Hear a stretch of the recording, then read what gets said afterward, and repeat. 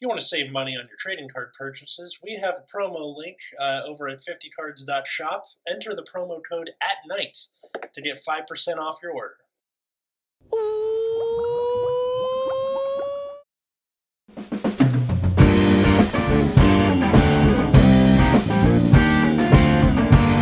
Hey everybody, welcome to Nexus at Night, your weekly Vanguard podcast. I'm Atlas. I'm Matt. I'm Root Beer. And today we will be doing a set review for DZ-BT03, Dimensional Transcendence. Yay! Yay! So if you didn't catch last week's episode where I complained for a few minutes and then these two guys dunked on me for complaining, because that's warranted or whatever, go check that out because that's like a companion piece to this one. And for people who are wondering how this works, we go from the top of the set down to the double R's and any other commons or rares that interest us. So, all right, kick it off, good sir. All right, I'm getting Dragon Empire again because Lyrical isn't in this. Nope. So we have a new Shoujo Doji, Cloudwater Flitfoot Stealth Rogue. So it's regarded as the other one as well. The other one. I'm not reading all that. I know, but I just love the idea of like, this one is also regarded as the other one. You know what I'm talking about. Is personage a word? Yeah, it is. Personage or personage. Yeah, it's a word. He's a peak personage, but also a Cloudwater Flitfoot. Anyways, Energy Blast 3, bind 3 cards with stealth in their name from Soul. So choose 2 of your opponent's rear guards, or choose 2 of their circles, bind all the rear guards on those circles, so it bypasses target, or bypasses resist. Yep. Choose a card from their hand, bind it, and then at the end of the turn, they get it all back. Okay. When this unit attacks or is attacked, you put 2 rear guards into Soul, choose 2 cards with stealth in their name, call them from the bind zone to a front and back row rear guard circle, and then if it's the battle phase, you call it to the guard circle instead. Wow. Neat. That's very good. Yes. So compared to the old one, so the old one was a Counterblast 1, eat 2 rear guards. You call 1 from the bind zone, and then if your opponent's grade 3, it gets 10k. And then you only bind 2 of your own stealth names from Soul to bind 2 of your opponent's rear guards, and there's nothing from hand. So this is just like a strict upgrade to the original in most senses. Like the only thing is like the plus 10k, but this one calls a full column instead of just the 1, so you basically make up that power. It energy blasts instead of counter blasts, which means you can save counter blasts for all of your other stealth effects, of which there are many. And then it's also a defensive ability. So if you ever get to a place where you have excess bind, or you happen to be playing a deck that binds, like or if your opponent is playing a deck that happens to like bind your rear guards, like Vanquisher, or not Vanquisher, Vermilion, then like you will have extra guard coincidentally. Wow, this is kind of annoying if you were like a Shoujo Doji guy from the beginning and you're like, oh good, I have to go get this new one. Good upgrade though. Yeah, it's like a really good upgrade. Like Shoujo Doji is one of those decks that's on like fringe playability. I think it's gotten like a handful of rogue tops, and then because it was topping at first, right? Like when it first came out, and then fell off pretty quick. It like fell off, and then like it gets rogue tops every now and then because I think they've enabled a few ways to like get extra attacks or something. And also like because stealth is kind of a generic name, like he just kind of gets tangential support every now and then. Cool. My mouth is full of ice cream. Let's move on to the next one. Yeah, don't worry, I'm still eating a steak. Awesome. What, did you just like make a steak? Yeah. All right. Happy Friday. That's like awesome. That's so cool. I had to spend like 2.5 hours dealing with customer support. I deserve it. He deserves a steak. All right. Next up, we have Fiery Immolation Dragon, Koti Blaze. So, this is another archetype from, what's it called? The Youthquake manga. So, act once per turn. Look at the top 5 cards of your deck. Choose 2 grade 3 or less cards with different name. call 1 to rear, put the rest into soul, shuffle your deck. And then at the end of the battle, it attacks, perform one of the following. God. This has so much text when it's written out like this, but then you look at the actual card, and it's not like that much, right?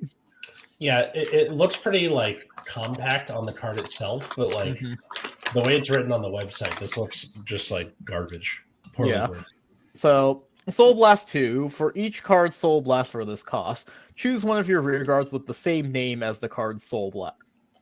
Yeah, I think as the card Soul Blasted, and stand them, and they get 5k until end of turn. Or you can Soul Blast 2 with the same name as this card and discard a card from your hand, stand it, and it gets power plus 5,000 and drive -1. Now, notably, the second effect is not once per turn, so when you do eventually get 2 of these into your soul, you can do both.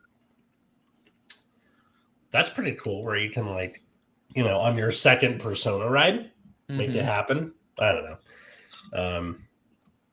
This seems like one of those cards where it looks kind of innocuous by itself, but in practice, it does a lot more than. Yeah.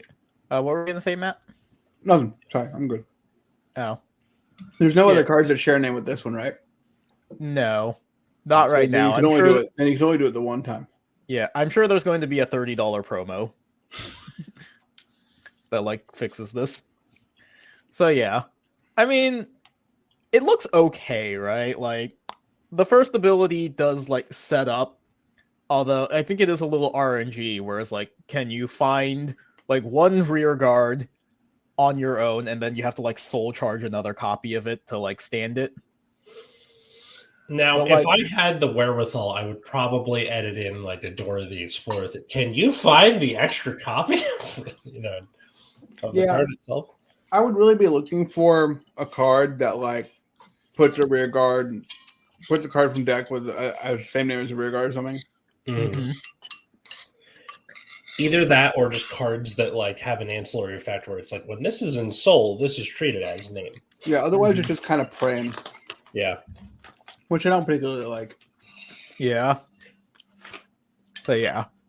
I mean, this feels like one of those like this sure does exist. It's like just generic enough where like if they print good Dragon Empire generics, like this could have potential. Yeah. But like as it stands, I'm not like super impressed with it just off rip. This could this could very easily get left in the desk. Cough, cough. Yeah. I mean, like the ceiling on this is still making like a consistent 4 to 5 attacks, and then you have one turn where you make 6. Sure. Yeah. All right. All right. Next up, we have Stealth Dragon Ogijishi. So, when it's placed on Rearguard Circle, look at the top 5 cards of your deck, choose a Stealth from its name, put it into Soul, shuffle, and then if your opponent's grade 3 or greater, gets plus 5k.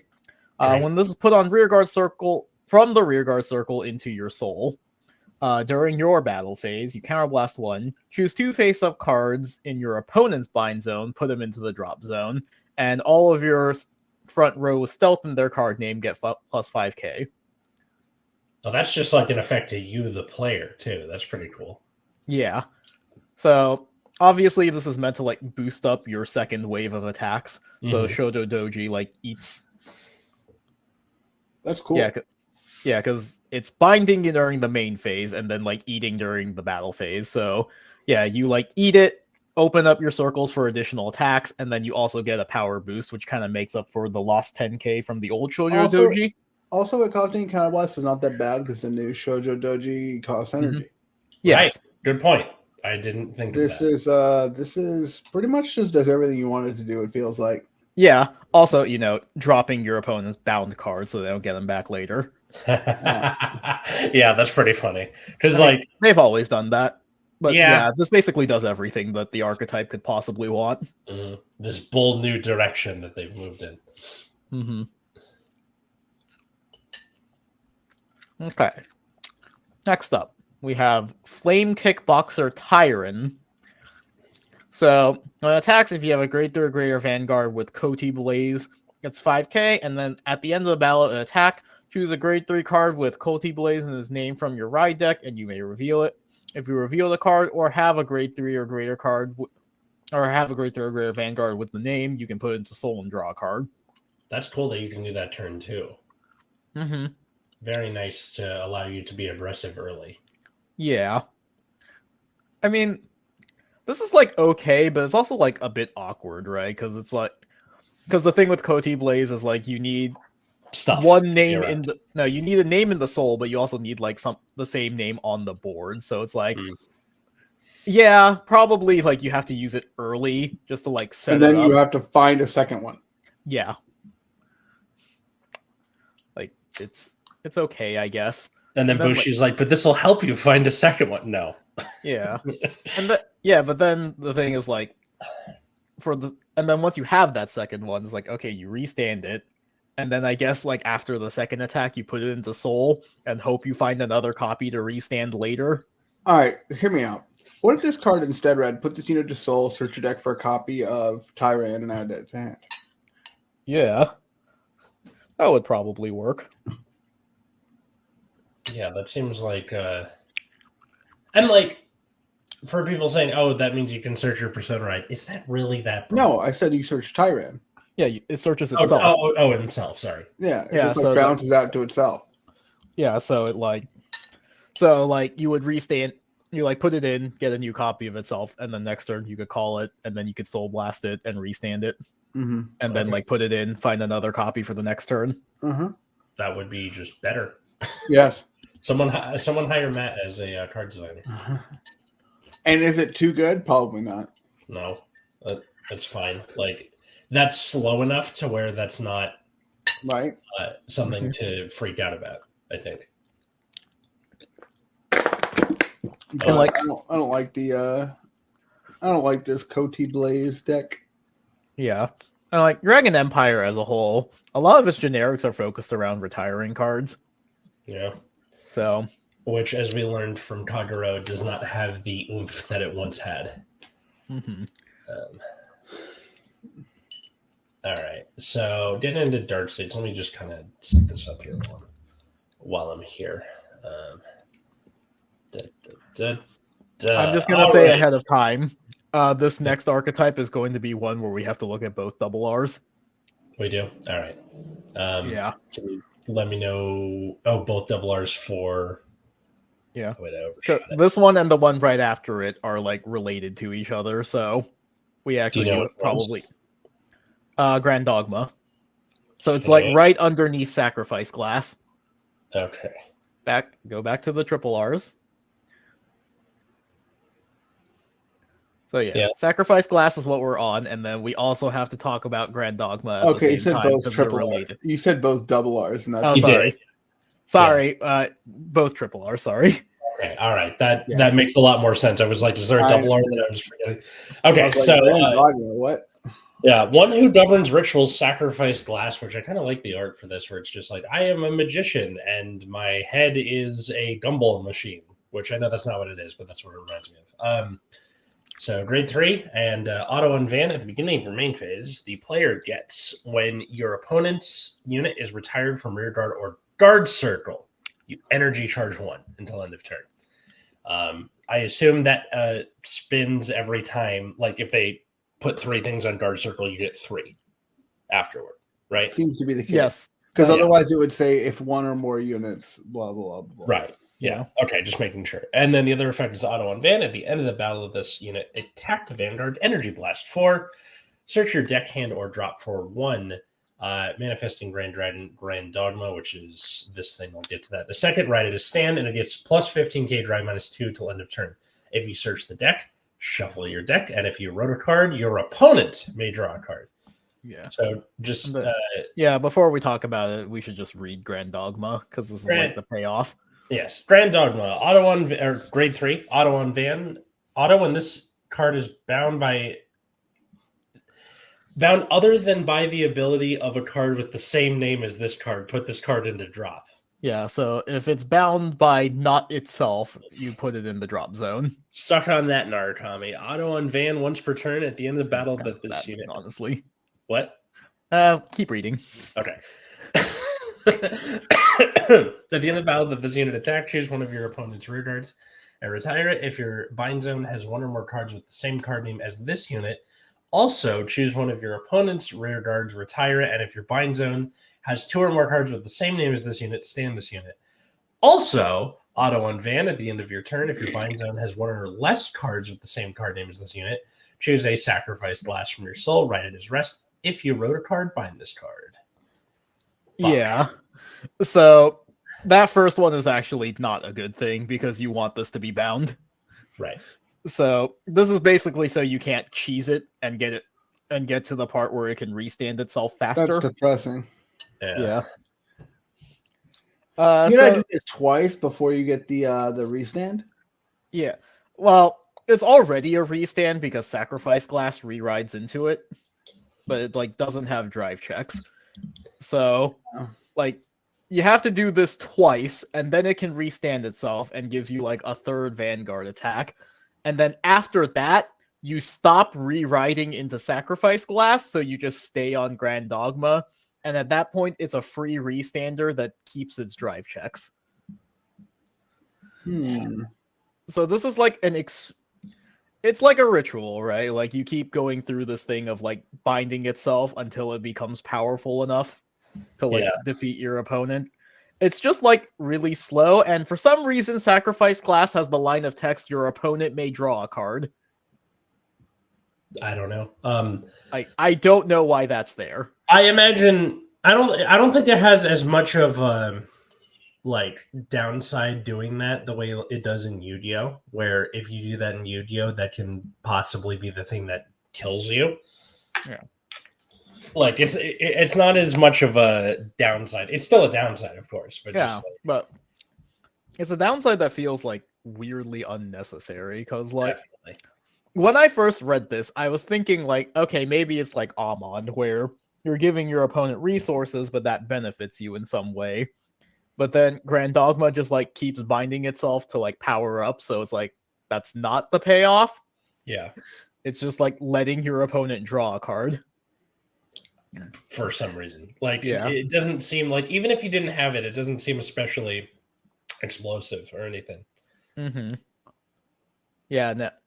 Like broadly, I believe the theme of this deck in lore is like there's this secret village in the Dark States that like lures people in. So I think thematically the idea is that like by giving your opponent a card, it's like the bait to draw them in. But like I said, there's no payoff to that. Your opponent just gets to draw a card.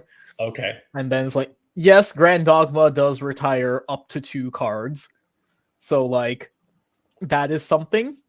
Like you are at least eliminating some resources from your opponent, but at the same time, they are getting stuff back just by being allowed to like draw cards. I guess. I mean, this seems like one of those decks where like they leave it alone for 6 months and then they're like, check out this broken support card. It's for what now? Okay, fine. And then the one guy who picked it up when it first came out is like, my time has finally come. Yeah. I don't know. This one's like, I don't know how to feel about this one because I feel like obviously we're gonna have to look at the support cards later, but like looking at it as a whole, it's like a very slow deck that you need to build up to your win con of either getting the 3 Vanguard attacks or just having like a permanent restander that's very powerful. Yeah. I can't even think of what cards this could get that could make it like you can't make it faster because of the text on Grand Dogma. Yeah. Like they would have to print something that's like this is considered binding by the ability of Grand Dogma on it. Yeah, because it's not like even a thing where it's like if it's placed in the bind zone from the deck, no, that's binding. Like it's it would like they would have to specifically word a piece of support to bypass this restriction. Yep, and it's the most awkward thing ever. I feel like they could have just done it like from place. Like if it's bound from deck, goes to drops. Like just one of those. I feel like it would be fine. But here we are. Anything else we have to say about these two? Or no, like we can talk about it more when we get to the commons and rares. All right. So we talked about this last week, but just in case, Silverthorn Dragon Empress, Venus Luthier, continuous unban during your turn. If your soul has the original Luthier, gets plus 5k. If your opponent's Vanguard is grade 3 or greater, all of your front row units get plus 5k instead of her. And then Act on Van, once per turn, Energy Blast 3, put a card from hand into soul. Choose any number of grade 3 or less unit cards, each with different grades from your soul, call them to rear. And then when this unit attacks, put 2 rear guards into soul, draw a card, and she gets plus 5k till end of battle. If your opponent's Vanguard is grade 3 or greater, she gets a crit until end of battle. Cool. We talked about this already. You were disappointed on it. We were of the general consensus that the card is probably fine. Pale Moon just needs better rear guards. Yeah. Cool. All right. Illusionary Lantern Demonic Lady for Calor? Forcolor? I don't know. Grade 1, 8k. When it's placed on rear from hand, energy charge 1. Cool. And then act on rear at the end of the battle of this unit boosted. If you energy blasted 3 or more at the same time for the cost of your card's ability this turn, retire her and draw a card. Cool. Why is this a triple R? Chrono Jet buff. I don't know. I mean, this card's fine, right? Like, free energy is good. It's also just like draws a card. It's fine. Yeah, no, like unequivocally good, solid card. Why is it a triple R? Definitely doesn't feel like a triple R. Yeah. Look, sometimes we just need $5 triple R's. It's fine. Sure, whatever. And then the one guy who's like, God damn it, this was my prize pack, or you pull a few packs or whatever. Yeah. For Calor, you're disappointed. Are you getting a triple R to the prize pack? Not bad. Yeah. But it's that one. You're like, oh shit. Alrighty, is it time for Brandgate? It is time for Brandgate, my friend. All right. So the first card is a card, Innocent Monster in Paradise Archite. Grade 3, it counts as the old Archite. The monster creator has an act on Van. You get Energy Blast 2. Choose up to 3 monster cards with monster their card names from your drop and put them in the order zone. Sure. And then when a rear guard with monster in its card name is placed, you can put a card with the same name as that unit from your order zone into drop, and that unit gets plus 10k. So, okay. And when this unit attacks the Vanguard, counter plus 1, choose up to 2 cards with monster and their different card names from your order zone and call them to rear. Huh. Sure. They're like diametrically opposed abilities? No, that's what you're supposed to do is like, it's supposed to be this like weird resource loop where you like put them in the order zone, call them out, and then they like power up. So this one is a little more unintuitive than the old one because the old one called them out of the deck, but it had the same general mechanic where I don't know how to phrase, you order zone your monster cards and then you like put them into the drop zone to power them up.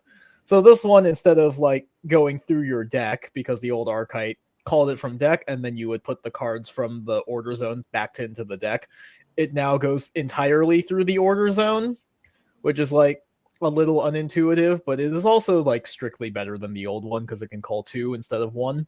Yes. You got that point, definitely. And you could call things, send things to drop, and then put them back if you really wanted, right? Yeah. Like the ordering isn't set here. Yeah, so I think the hardest thing about this one is just trying to like manage all of the names in your order zone so that you can get the power boost. Right. Yeah, your goal is to then find the names that you need, right? Yeah. This deck is really looking just for cards that can find themselves and have monster in the title. Yep. Yeah. Archite is weird, and the new one is a little unintuitive compared to the old one where you at least went through your deck instead of the order zone. But like, it seems like it's going to be fine, like similar to Shoujo Doji, right? Like, I think Shoujo Doji is more straightforwardly good because the resource loop is like, you put them into Soul, then from Soul to Bind Zone, then from the Bind Zone back to the Rearguard Circle. Whereas this one, I think you have to do more resource management, trying to juggle the Drop Zone and the Order Zone. So yeah. It's hard for me to say definitively how this deck will be. Archite is one of those decks, like, I see it played a lot at my locals, or at least I used to. I don't see it as much anymore as, like, this fun deck that never quite got competitive success. Arcite has that same like, fanboys the way Wellstra does. Wellstra is like strictly better. Yeah, but, Wellstra is another one of those. I have a Wellstra guy at my locals, and I believe you do as well. Correct, sir. But like but just like you have people who latch on to the concept, and like they'll keep releasing monsters. Yeah, Monster is under one of those like names that's pretty generic. Mm-hmm. I'm looking at the other monster cards. There's a monster card that just loots. Like you just draw a card, discard a card. Mm-hmm. That doesn't even seem that bad in this day. Yeah, I mean, like I'll admit, I have like pieces of Archetype, but I haven't really tried to play the monster deck in ever. So I'm not familiar enough with the monster pool to tell you how good or bad this Archetype is. This lady looks like some kind of VTuber. I'm not gonna lie to you. I mean, kind of. Yeah, that's why she's popular. Don't surprise me like that. I'm just looking at it. Yeah. I'm sure if you gave me enough time, I could come up with a definitive comparison, but like I'm too lazy to do that right now, and I really need to use the bathroom. And if my tablet will cooperate with me, I can go to use the bathroom and still like talk. I see. Okay. So should we move All on right, to the let's go to the next card. Yeah. Next card is Light Ray Monster Raybilus. So this grade 3, when it's placed on rear by your Vanguard with Arcite in its card name, it gets a red text ability. When it attacks, +1. Choose one of your opponent's Vanguard. It gets power -5,000 until end of turn. Okay. Until end of turn. If your opponent's Vanguard is grade 3 or greater, this unit gets power +10,000, critical +1 until end of turn. And then this unit cannot be chosen by your opponent's card effects. That's not bad. That's pretty solid. This card seems pretty insane. Right? Yeah. And the -5. So remember that she calls more attacks out, right? Yeah. So if you were an insane individual, you could really get 5 attacks if you really wanted. Right. And because it's a minus to them, that sticks as long as, Yeah, so this is effectively +5k to your front row for the whole turn. Mm-hmm.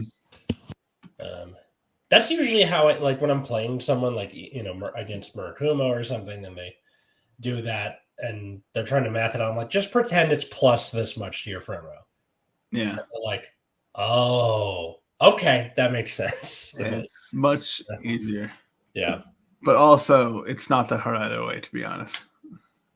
This card seems nuts. Yeah. Yeah. It is once again one of those triple R's that just does everything it needs to. Yeah, I think the only thing is that it doesn't like contribute to the resource loop, but that's fine. Yeah, it's just a powerful card for you to have. Like, yeah, I think the other problem is like a lot of the old monster cards support other archetypes, and so they care about things like set orders, which is not helping you really. No, Arcite uses set orders. That's fine. Oh, okay. Yeah, no, it's a print deck. It's not like I just thought the monster Messiah was in there. Mm-hmm. But also like the fact that Arcite draws from the drop zone means that you could just like drop this for your ride deck and just like bring it out. Mm-hmm. That's definitely like I have a almost sense of comfort when I'm playing a deck where like you have cards that want to be discarded for ride deck for one reason or another. Mm-hmm. So cool. Yep. All right. So next card is some little guy named Super Dimensional Robo Dayusha. We're not being over the top with it. No, I'm good. We're too tired for this. I don't have that kind of energy.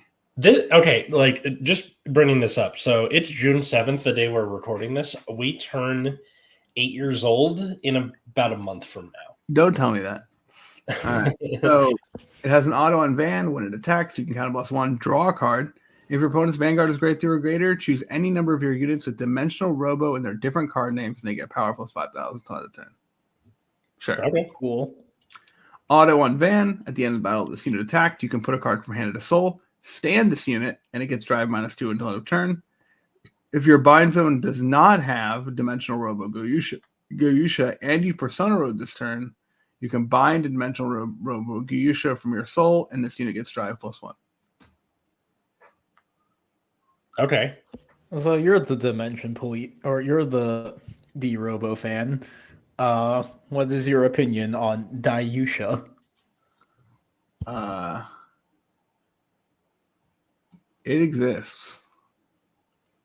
He says that about a lot of stuff, though. I don't know. This card doesn't excite me in any particular way. I see. That's unfortunate. Like, it seems fine, right? Like, it draws a card. It gives power. It's also like the most boring route they could have taken, right? Mm-hmm. Oh, it's just like a. I mean, Dayusha specifically has always been a pretty boring card because the old one just like gained a crit. Yeah, if its power is big enough, it gets a crit. That's all it did. Yeah. This one doesn't even get a crit. Kaiser was the interesting one, right? With the guard break, and that one was funny. Yeah, or just the like stacking force markers and then it goes in and like it was just a little more dynamic than this is. Yeah, like D-Robo decks don't even use Kaiser right now. I don't think it's usually like a one of, I think, in premium or something. No, I haven't seen it in any topping lists. I feel like different fight. If you listen to us, let us know. Yeah. See, this is another one where we'd have to look at like every dimensional robo card that they released in this set to form a complete picture. Right. And I remember them coming out and us looking at the reveals and like they're solid-ish, I think. Yeah. So, like, I think the end result is very similar to what you would have done in old Vanguard, where you're like restanding it with Laurel. Except like they put the restand onto Dayusha directly, and then they put all the like power gain and crit onto all of the other dimensional robo cards.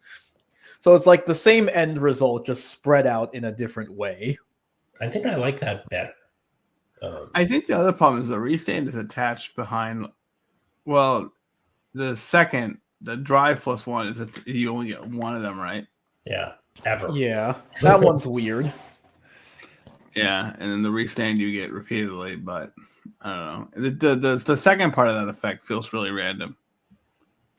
I'm surprised they don't like just let that happen every turn, where it's like, okay, it should be like if your bind zone has a dimensional Robo Dayusha and you Persona Road this turn, gets drive plus one. It's because they want it to be like the old D-Robos where you're like using them out of soul for some reason.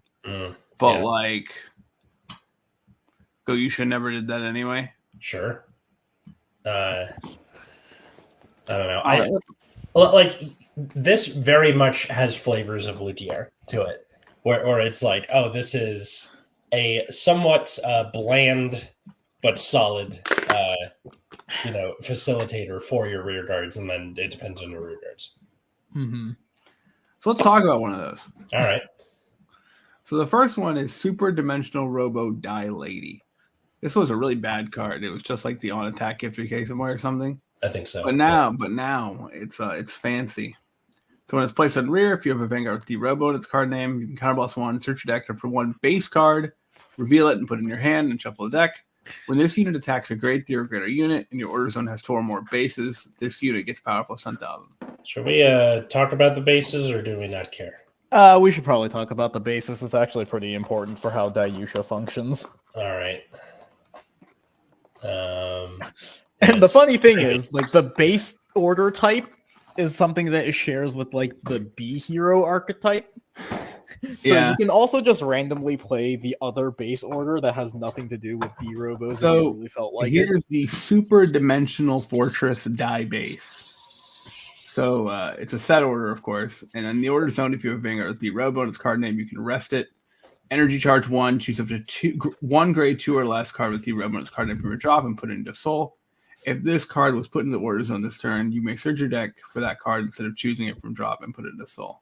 Not bad. And then act in the order zone. If you have Vanguard with D-Robo and its card name, Energy Blast 2, rest this card. Choose up to 1 grade 2 or less card with D-Robo from your Soul and call it to rear. That's not too bad. I mean, so kind of a two-step process. If you were a really insane individual, you could play more Goyusha in your deck to shove them into Souling it. Oh wait, that doesn't work because they're in bind. Yeah. See, look how lame this card is. Just why can't you do it multiple times? Explain. I don't know. It seems like they're Like, I'm not even a Dimension Police person, and I feel like you guys are getting screwed a little bit. What they actually don't want, I think, is that they don't want you just putting 4 Goyushan Soul and just removing them all immediately. Oh, so you get like 4. All right, I got 6 drive checks and then 4 or whatever. Yeah. Well, I mean, you wouldn't be able to do that still because Oh, it's on attack, right? Yeah. Oh no, it's end of battle, my fault. Yeah. Well, Yeah. it's only going to be able to It's not even restand the that. one time, so Yeah, you it's not can't even even that. get like. Yeah, so who cares? Yeah, that restriction is like really weird. The restriction confuses me more and more the more I look at it. But think about how cool that would be if you could like do it multiple times and this card could shove Goyushas and Soul. That'd be sick. Yeah. Wait, you just play against Shoujo Doji and have them put the Ah, there it is. That's the secret spice. You got so true. it. Someone is going to do that on accident, not realizing the consequences of. Oh, yeah, what they're they've gonna done. they're gonna bind it from some weird place, and then it's gonna end up in fucking drop. That'd be funny. Yeah. Have you guys ever Like the Dayusha player will bind it themselves, and then they'll just accidentally put it into drop zone because they're not paying attention. Oh no, they'll have no rear guards, and then they'll bind one from hand, and they'll just send the one from hand in. Have you ever had someone help you like that, and you're like, "Please don't read my cards. Please don't read my cards." Oh, thank God! All right, cool. Now I can do stuff. Not in that absurd way, I suppose. Yeah. Okay, it happens more in Yu-Gi-Oh for me, I think, than Mm-hmm. it does in Vanguard because no one reads Trap Tricks. Yu-Gi-Oh mentioned. Yeah. Drink. All right, back to me. Keter. Poison Knight of Silence Undercover Mordalion. So, during your turn, if your order zone has 3 or more Monitor Trust, all of your units with Undercover in their card name get power plus 5,000. And yes, I'm going to have to read the order after this. Drink. Also, it's Monitor Trist, like an affair. Yeah. Yeah. Whatever. I thought it was still pronounced like trust anyways. Nope. It's Trist. It's like a old-timey word for an affair. Yeah, I know what the word is. I just thought it was pronounced the other way, but whatever. Yeah. Act Energy Blast 2. Look at the top 7 cards of your deck. Choose up to the same number of cards as the number of Monitor Trist without any undercover gauges. I'm going to have to talk about that. And put 1 face down on as a gauge on each copy of Trist without any gauges and shuffle the deck. And then on attack, you counterblast 1. Choose up to 2 cards with undercover from your gauges and call them to rearguard circle in the same column. They will find any way to do all right, call a new column from somewhere. We'll make a new way to do it. Pretty much. So anyways, Monitor Trist. This card can be played from the drop zone, and play this if you have a Vanguard with Undercover in its name, which is going to be your entire deck, basically. When this card is put into your order zone, look at the top 7 cards. Choose up to 1 card from among them, put it face down as an undercover gauge, and shuffle the deck. So what is an undercover gauge? So it's a new gauge mechanic because we had to have that. So you just take a card, put it face down underneath the order zone, and then it's an undercover gauge. So I guess the idea is that they're all secret agents undercover. So you seed them out in secret in your order zone, and then they jump out at you. In practice, this is just Ezel with extra steps. Yeah, that's kind of what it sounds like to me, honestly. When this card got revealed, a lot of people were really excited about oh, this is a cool new mechanic, and I'm like, is it though? Because this is just the same thing. We've already had things that call from the order zone. It's just that they're face down now, but is that even substantially different from just looking at the top 7 cards of your deck and calling No, they them? just found a different place to put equip gauges. Yeah. We just saw. It's not even the idea. Order. Okay, so the idea is that your opponent doesn't know what it's gonna be, but they don't know what it's gonna be if you call it out from the deck. Yeah. So you don't even know what it's going to be when you call it out from the deck. That's the beauty of it. Yeah, so this is just Ezel with extra. I feel like I'm being a downer with this, but like this Nope. is just Ezel with extra steps. Like I It don't get is- what's so exciting about it. No, you have simultaneously smart, better, and worse than Ezel. Yeah. You have every right to be like kind of annoyed because like that means you got to run this in the deck, and then like it like finds a way to get to these things, but it's like the Archite deck can just do that without having to run Undercover Tryst. So I mean, Archite still needs to run her own set order, but like yeah, but also it does the fun thing where you need 3 of the order in order to get the plus 5k, and the order is a grade 2. Don't you love it when they do that? Yeah, at least you can play it from drop. That's kind of nice. Yeah, that is nice because it means you can discard it for your ride deck. Yeah. Consistency. Yay. Gotta wait till turn 2. All right. Okay, Monitor Tryst can go. And then cool. Go ahead. All right. Knight of Abruptness Undercover, Daira. So we did talk about this before. When it's placed on Rearguard Circle, if you have a Vanguard that's Undercover or only Shadow Paladin, Counterblast 1, search top 5 for either an Undercover card or a card with only Shadow Paladin for its clan added to your hand. Then when it attacks a grade 3 or greater unit, if you have a Vanguard that's Undercover or Shadow Paladin, Soul Blast 1, get power plus 10k. So, I already mentioned it last week, but I do like that they're designing cards like this that like support clans. Because a lot of the encounter cards, like we just saw with Dayusha, need like their clan, or in the case of Dayusha, their specific archetype. Yeah. And it sucks that they like don't print enough cards. Also, it kind of sucks that like we haven't really gotten good new rear guards for premium. So the fact that this is a good card in premium is another just like, this is nice. Yeah. Shadows don't really have a lot of good grade 2s too, do they? Yeah, because a lot of them are just like grade 1 focus. But this card says Counterblast 1, search top 5 for anything. Yeah. And is a beat stick after that. Not bad. Actually, it can search itself too. I was going to say it can't search itself, but it's an undercover card, so it can search itself. Correct. That's pretty dope. All right, I'll get one. I'll get another. Dreamdills. Okay. Next up, we have Magic of Threaded Connections, Pararem. So, place on Rearguard Circle during the main phase. Counterblast 1. Choose up to one card with grade less than or equal to your Vanguard from hand. Call it to Rearguard Circle. If you call the card, draw a card. And then during your turn, if your Vanguard is grade 3 or greater, and you have 4 or more units, it gets power plus 5k. Cool. Sure. Very one of those generic, cards very that's like- solid. Yeah. Yeah. This is one of those boringly competent cards. Also, I swear they've printed like 5 versions of this card in V before. They have. I'm sure 100%. they have. Yeah. In various clans as well. Yeah. I think Like the first one I thought early of was Maka in Shadow Paladin, but I think Knight Squire Allen. Look it up. It's like early Royal Paladin. You see that a lot. Yeah. Yeah.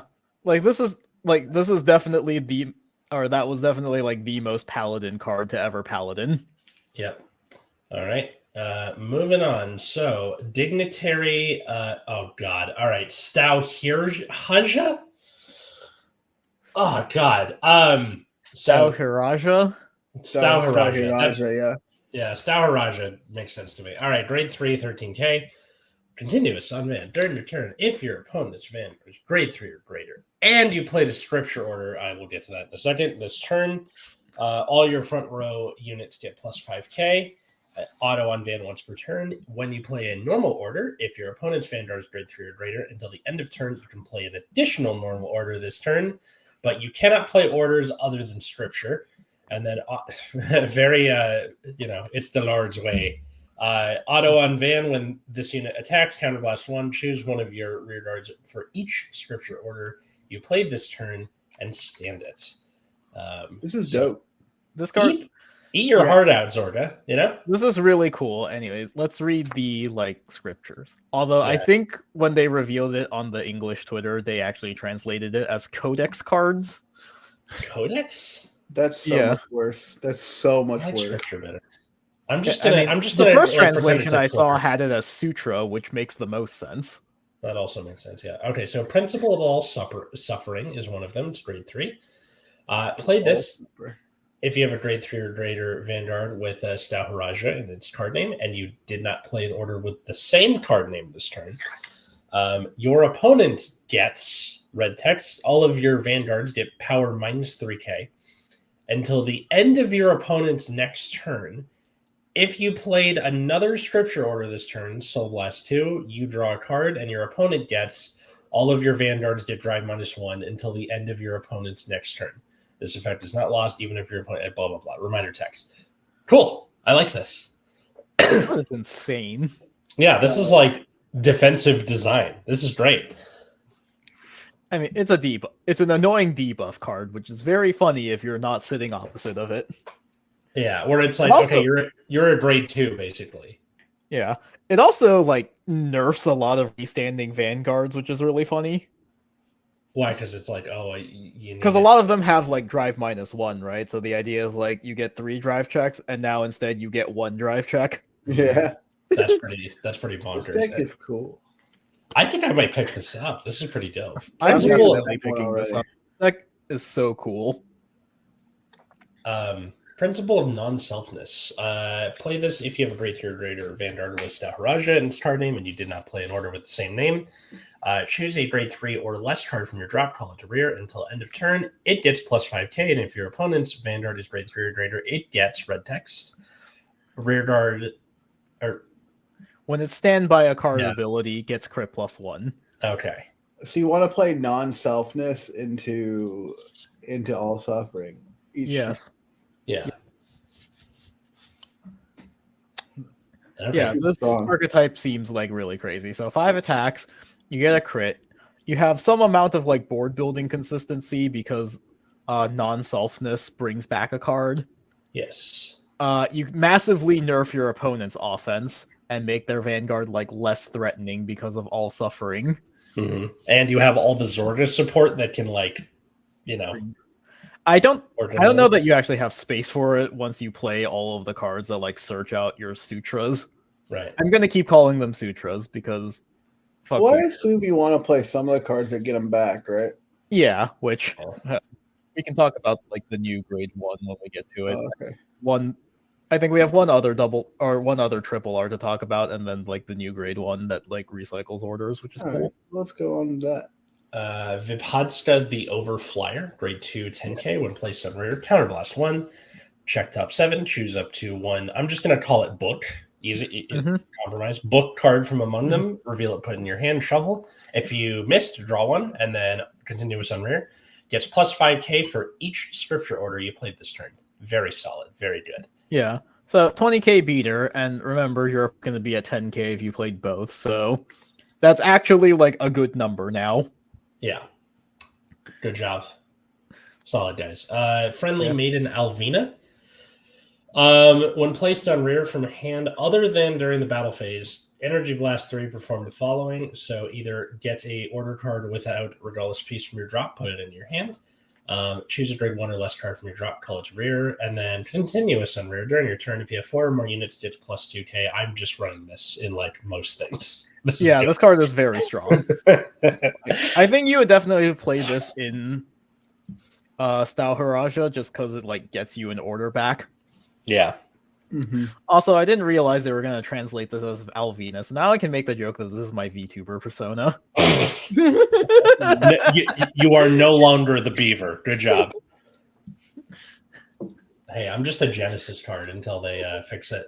I'll just do this because I'm already on the Stoichea, but this is everybody. They reprinted Bracing Angel Ladder in this set, which is cool. I don't really need to say the effect. We all know what it does. Also, I will always know you as Machining Beat Atlas. Oh, yeah. Right, the purple one. And purple's my favorite color, too, which is funny. So glad that worked out the way it did.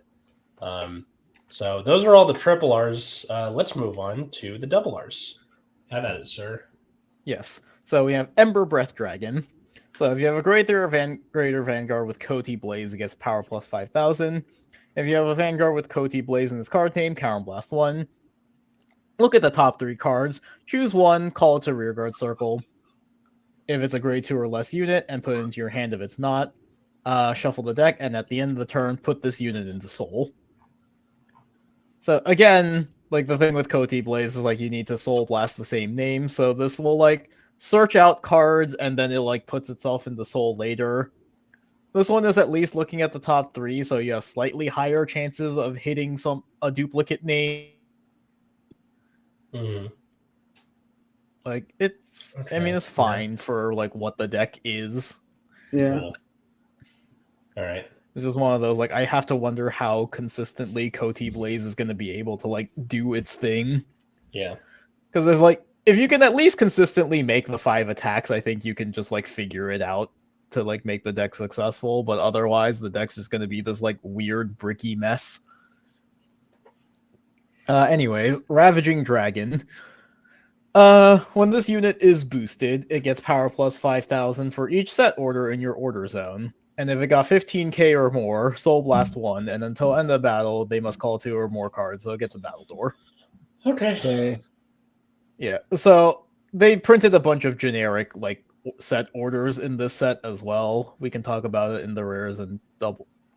Well, we can talk about it in like the rares and stuff because I think they're all like low rarity cards, but I can't remember right. No, I'm thinking about Festival Collection. I think I was going to say the question is: are they impactful? Do they matter? You know? Yeah. Because no, all of the new orders I'm thinking of are in Festival Collection, which I don't remember if we talked about or not. I don't believe we did, but if we did, correct us because it's all kind of a blur at this point. That was the one with all the like with the new over triggers, and I think we talked about the over triggers, but we never talked about the festival booster itself. Yeah, we just talked about what was it, yellow and purple, right? Yeah. Yeah, so that's one where it's like, okay, well, there is a generic set order, so like this isn't completely useless.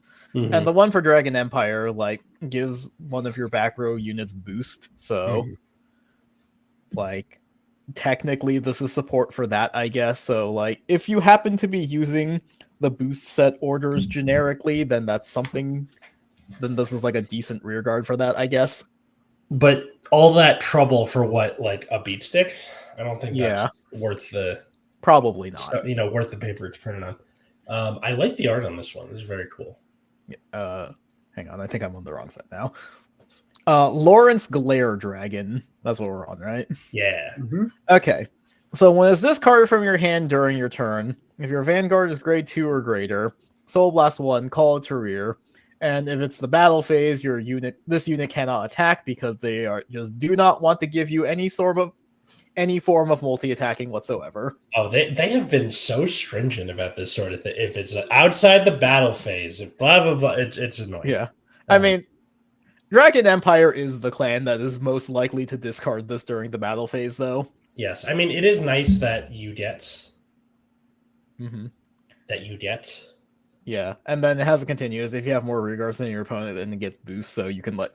Thank you. Presumably, if you discard it during the battle phase, you just bring it back as a booster. Exactly. Pretty neat, I think. Yeah.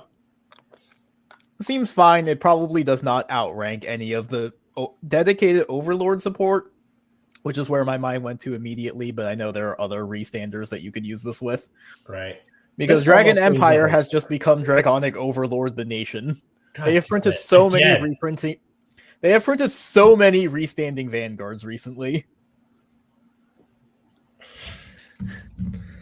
Sweet zombie Jesus. All right. And then also brought up last week, but that's okay.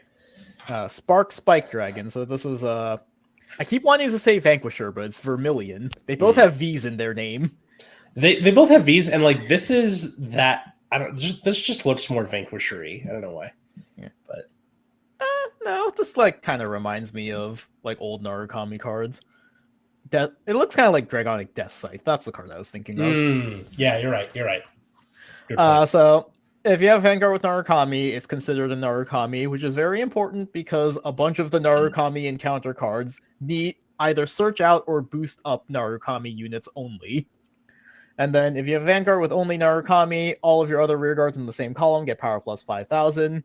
And then if you hit 2 or more time, it gets 10,000 instead of 5,000. So one of the ways you get the 4th attack is with Rising Phoenix. So you can like bring it back in front of this and it'll still be really big. And then at the end of the battle that it boosted, if your Vanguard's attack hit 2 or more times this turn, you can Energy Blast 3, draw a card. Nice energy sink for a deck that otherwise doesn't use it. Yep. This is a good rear guard. Yeah, solid. Matt's asleep. Ah, I mean, it's also like 11 p.m. where it is. True. All right. Showered Applause Dragon, grade 3. If your Vanguard with only Pale Moon for its clan, this card is only from Pale Moon. So, like we just saw. Auto, when this is placed on rare, if you have a Vanguard with only Pale Moon for its clan, choose a card from your drop and you may put it into your soul. Solid. And then continuous on rare during your turn. If your unit was placed on rare from soul, this gets plus 5k. If your opponent's Vanguard is grade 3 or greater, it gets plus 10k instead of 5k. Not bad, guys. Not bad. Not bad. Yeah. Probably like not enough. Nope. Not enough, but not bad. Like I think you're probably looking for something other than just like a beat stick. You already have one of those. Correct. We already have, what's his name? Rising Dragon. Eerie Fixer Dragon, grade 2, 10k when this is discarded from hand during your turn. What? No, keep reading.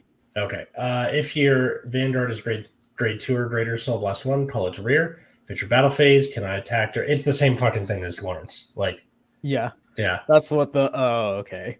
Like this is their random double R that every nation gets for this set. Yes.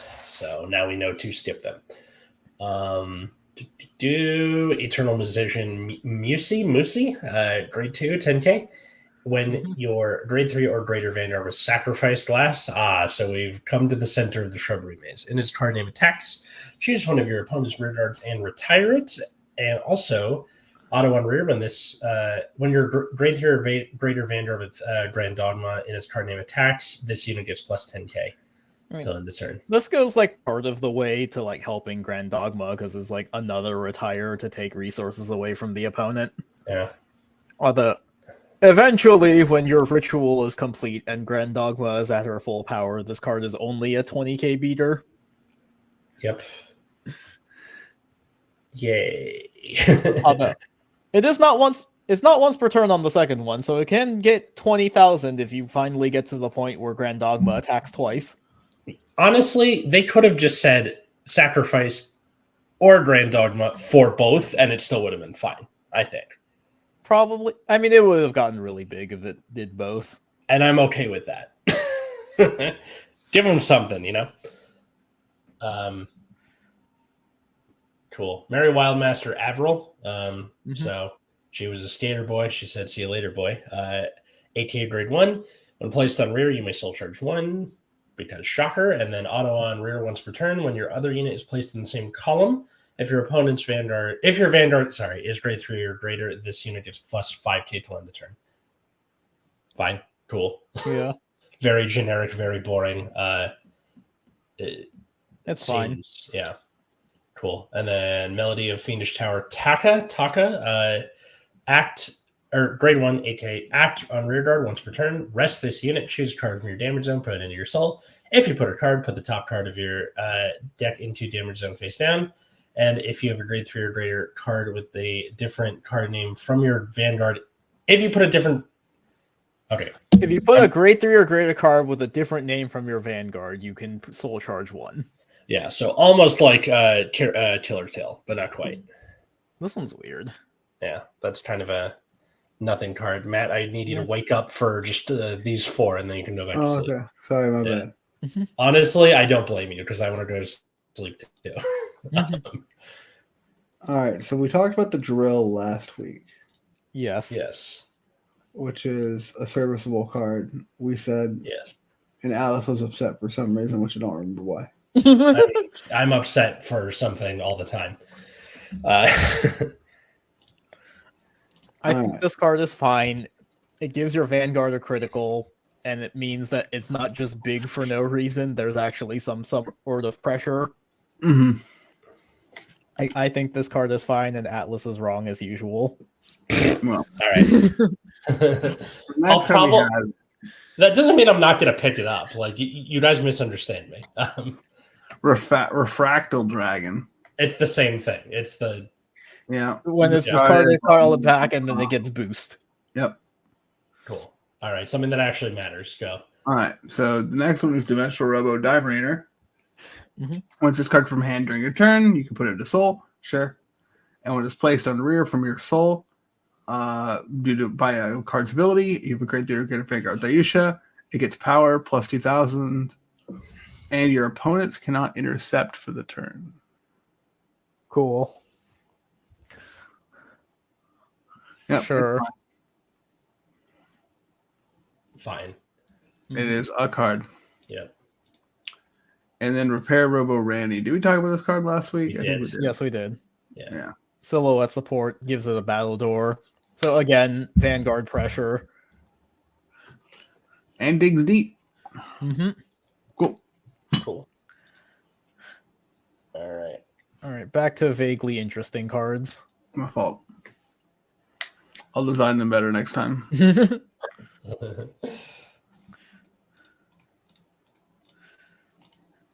Go for it.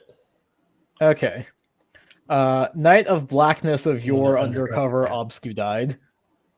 Okay, I'm just making sure it loaded on your Oh end. shit! So we have a new Obscudide switch Obscudide. sides. No, this is from before he joined Ava. Because he used to be Oh. like a Shadow Paladin.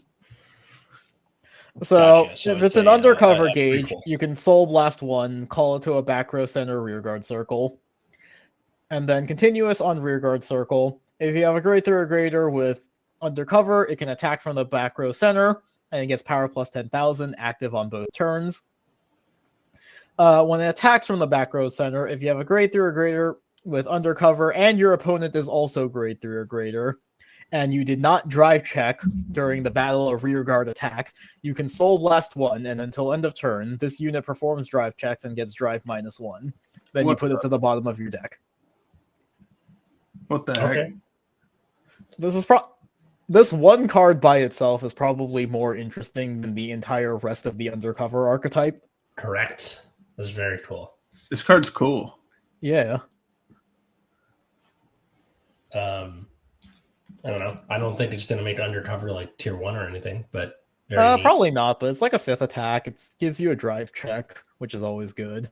Mhm. It's not like the most unique thing. We've had a few archetypes already that do like back row center attack that also get drive checks. I know Lyrical had an archetype that does that, but like this is a cool card. It's very Yeah. strong. Very neat. Cool. All right. Next up is Exalted Dragon. Exalted Dragon, which I think is the boost one. Yes. Moving on.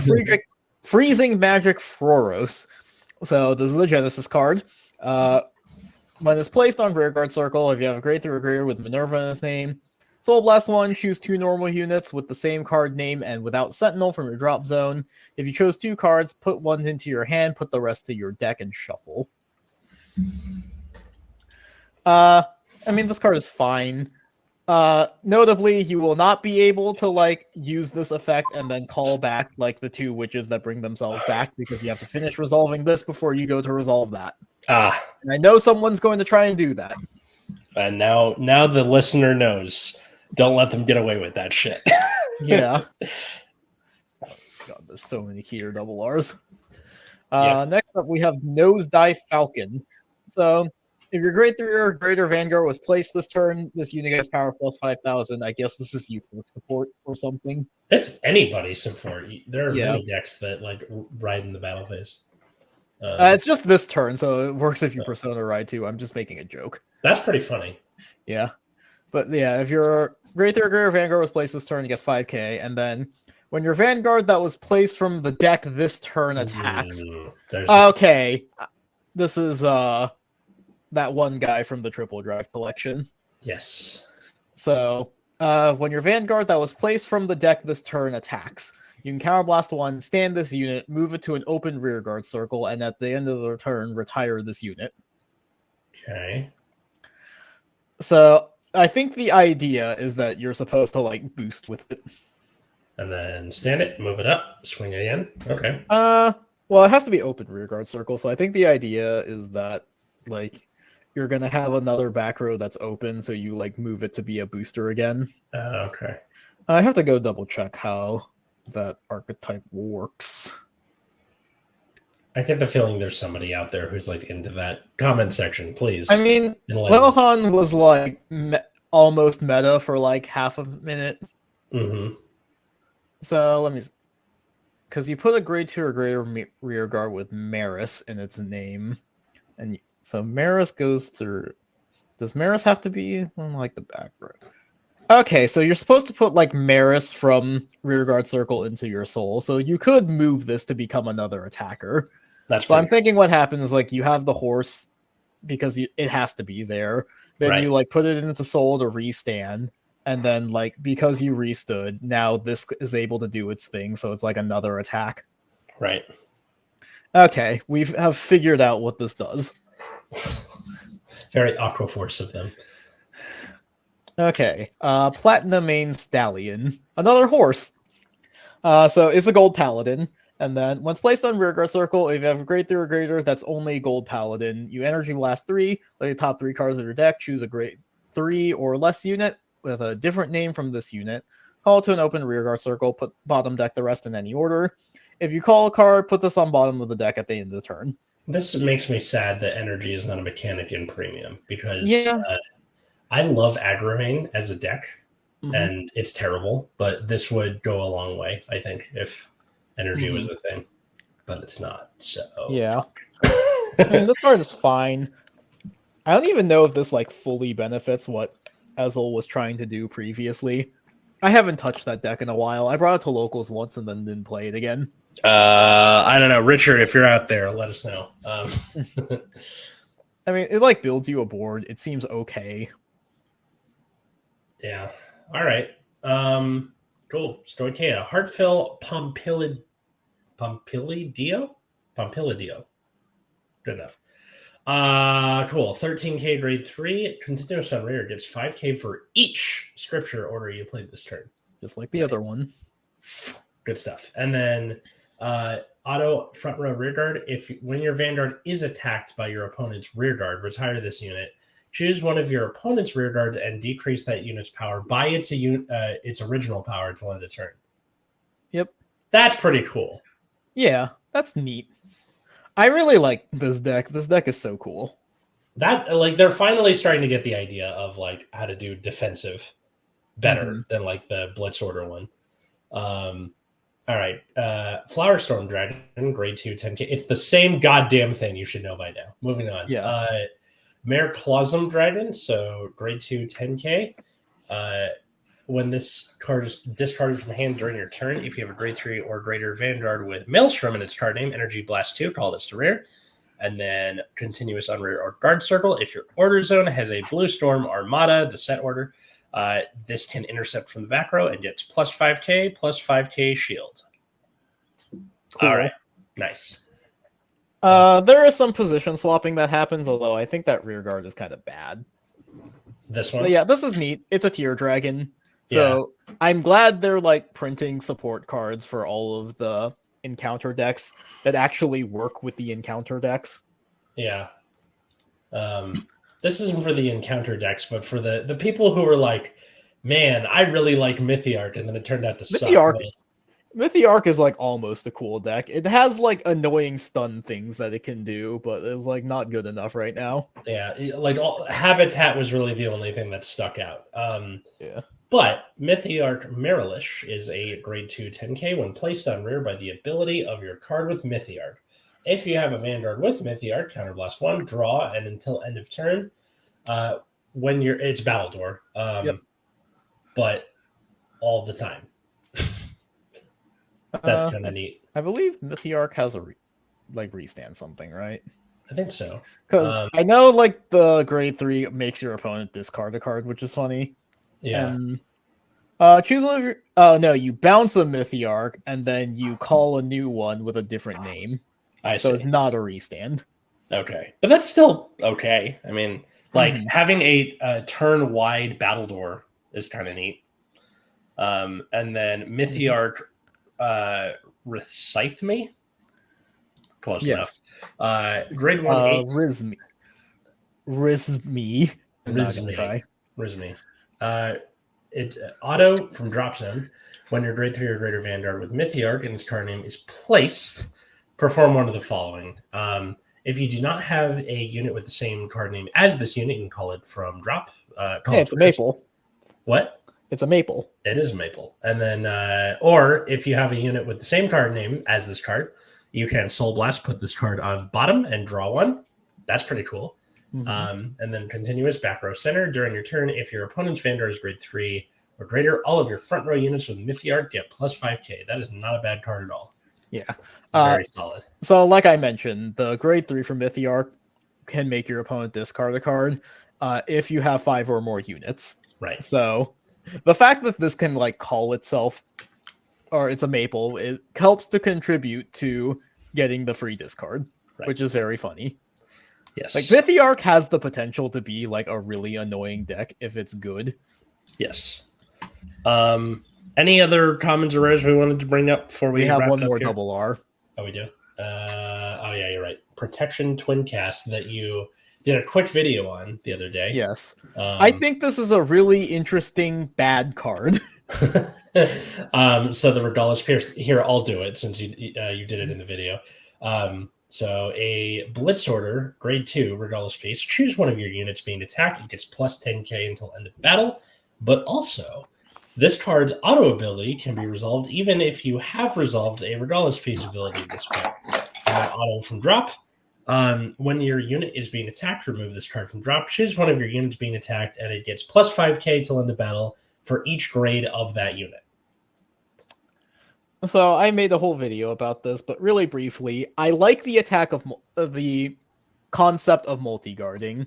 Like, we can see it just from some of the other cards in this set. Like, they're pushing the number of attacks decks can make, right? So, like, Shoujo Doji makes 5 attacks. What's her name? Archetype makes 5 attacks. You know, Grand Dogma, if you get enough, can get 5 attacks. Like, Koti Blaze makes 5 attacks. The Sutra deck can make 5 attacks. So they're like pushing the boundaries of like how many attacks you can make, and like raw shield numbers only manage to do so much for you when your opponent is also attacking you like 7 times in one turn. Yes. Shiranui. So like definitely higher shield values is something that you need, but the ability to like guard more is also something that you need to do. So like I do like this concept of multi-guarding. It's just that, funny enough, the numbers aren't big enough. Yep. So like, they could easily double all of the numbers here, and I think that would be more worthwhile, especially because it's a Regardless piece. You can only have the one. Yeah, make it count, you know. And it's like competing for space against all of the other Regardless pieces. Yeah, plus it like if that was the case, it would just straight power creep the sphere, which wasn't all that popular to begin with. I see the sphere getting used every now and then. Like the thing with the sphere is like it is a powerful defensive card, so if you don't need any of the other Regardless pieces, you can just like have it as your 50th. Yeah, it's just, but again, it's not something where you go, this is the one, you know. Yeah, you're mostly going after the doll or something. Yeah. See, this would be like most useful, I think, in a grade 4 deck, because then that becomes like a 20k shield on the second effect. But then, like you said, like if you're playing a grade 4 deck, you're competing with Forbidal, which searches out your grade 4 and gives you consistency. And I play Magnolia. Like the doll is just too good. Like I wish they would reprint it along with Angel Ladder. Which, by the way, that's the other thing, is that it's just so good right now. You can't really. Yeah, and like Angel Ladder is in the same set, and Angel Ladder is one of those like it's just generically good being able to protect all of your rear guards from removal for a turn. It's also like it draws you a card, it gets you extra soul, it gives you power on your Vanguard, which like might matter depending on like the kind of deck you're playing. Right. And then, especially right now, like Shiranui is still relevant enough that like Angel Ladder is probably something you have to consider. But also, we have Varga, which can just retire your front row every turn. Right.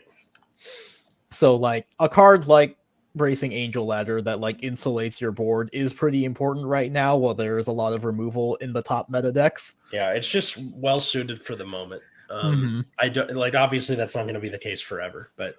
Yeah, definitely nice that they reprinted it, especially like they know that Shiranui is that good that they're like, yeah, fine, we'll just do it again. Like, I think Twin Cast would be a better pick if it at least gave like 15k, and then the second ability was like a fixed 20k.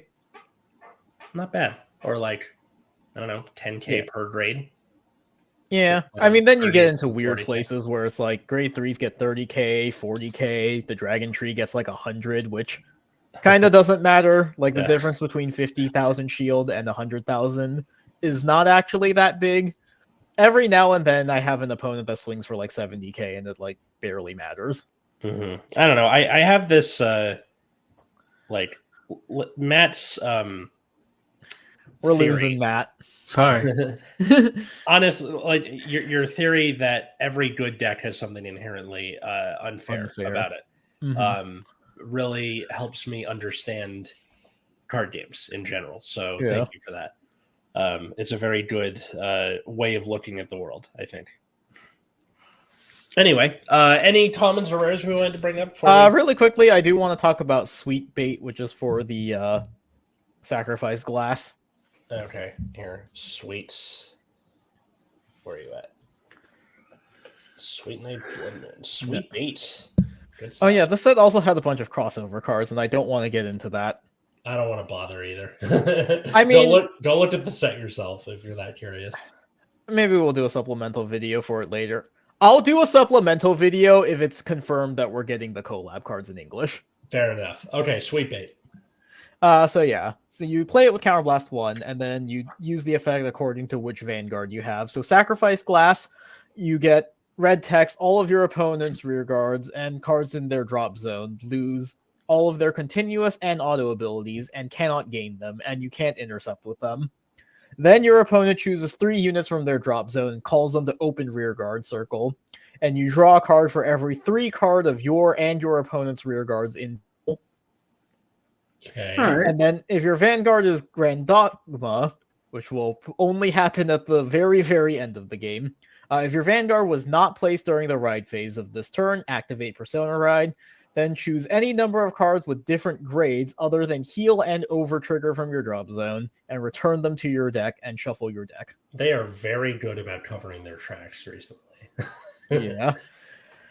I mean, so this is kind of where I'm getting the idea. Like, the theme of this deck is like baiting your opponent's cards out. It's just that, like, in this case, you're like, okay, so it's like baiting out your opponent's cards, giving them resources, but they don't have any of their abilities, and then you get to draw cards. So it's for every 3 of your and your opponent's rear guards. So I think you can draw up to 3 cards with this, because the max is like 10. That's pretty whack. Yeah, so you can draw up to 3 cards with it, which helps the overall idea of Sacrifice Glass, which is that you need to survive long enough for Grand Dogma to be good. Yeah. But the other thing is, like, you don't retire enough. I feel like you don't retire enough cards, right? Because the first turn you use Grand Dogma, it's only going to retire 1. And then you have the other grade 2 that retires a card. So, but your opponent can get up to 3. And they're also drawing a card off of Sacrifice Glass. So I just feel like to this Dark is one of States' those credit, there is a decent amount of cards that retire. Like, just Yeah, out but there. it just feels like in Engine, this is like Right. a deck Yeah. that's giving your opponent more resources than it can take away. So I understand the idea is like baiting your opponent into thinking that you're helping them, but really you're like helping yourself. I feel like there's not quite a payoff for that. Billy Flynn's number 1 client is Billy Flynn. It's the same thing. Yeah. But I don't know. We'll see. Like, I could see Grand Dogma being good. I'm not sure I believe in it yet. Me neither. And I'm just for the person out there who immediately latches onto it. Let me know how that goes. And then just real quick, who winner, loser this set? I don't know. It's hard for me to say because, like, at a glance, there's a bunch of decks that are like, I would believe if these cards became meta, but I also don't like fully trust that they're good. Just like at a glance. So I like think- Archite could be good, but I'm not entirely sure. Mhm. Like Grand Dog, like the Sacrifice Glass, like it can draw a lot of cards, so it has like a lot of survivability. And so the idea like you're playing a grind game until you get to Grand Dogma to be really big, but like I don't know if it can actually sustain that in practice. And then I think like immediately off rip, Shoujo Doji is the one that's just obviously good. Yeah, Dragon Empire, or I'm going to put in Stoicheia as Yeah. my answer because the new book stuff and Mythiarch's pieces Yeah, I think are good yeah, enough like to justify. I think if we're talking about like which nation one, definitely like Stoicheia is the one where you read all of the cards and they are the most obviously good. Mm-hmm. And then loser, I think maybe Keter because the like or Brightgate, either or. See, that's the thing is like I don't know. Like the undercover deck like could be good, but I'm not entirely sure, and that's like the main thing that they have going for them. Right. Like Brandgate again, like I feel like Archite and Dayusha are both decks that like if they started topping, I would believe it. But also like just at a glance, first impression, I don't know. Yep. And then I will obviously be getting the silhouette stuff. So if that ends up topping randomly, I will let you guys know. Mm-hmm. But yeah, we hope you enjoyed this little set review. Who do you think won, lost? What are you excited for in the set? Leave it in the comments down below. If you want to support the show, patreon.com/Nexus at Night. Thank you to Darren, Cole, Josh, Jeremy, GR, Ali, and Tony, our $10 patrons. If you want to be one of those, you get your shout outs at the beginning and you get your stuff a day early. And if you want to just get a bonus show with 2 to 3 of us, just send us $5. The $10 patrons also get the bonus show too. Or if you just want access to our Discord, it's $1 a month. At Nexus at Night in all the places. Matt, are you too tired to say where people can find you? Oh, sorry. At Wiggums, 2Gs on the Twitter. All right. You can find me at Plasma Eclipse. Me at Atlas Novak in all the places. At Generation Dan for my other podcast. We just had a new episode with John D. Ruddy, the history YouTuber, come out yesterday at the time of recording this. And my other podcast, Last Minute History, is on the Generation Dan RSS feed. So go check that out. So until next time, I was Atlas. I'm Matt. I'm Root Beer. And have a good night, everybody.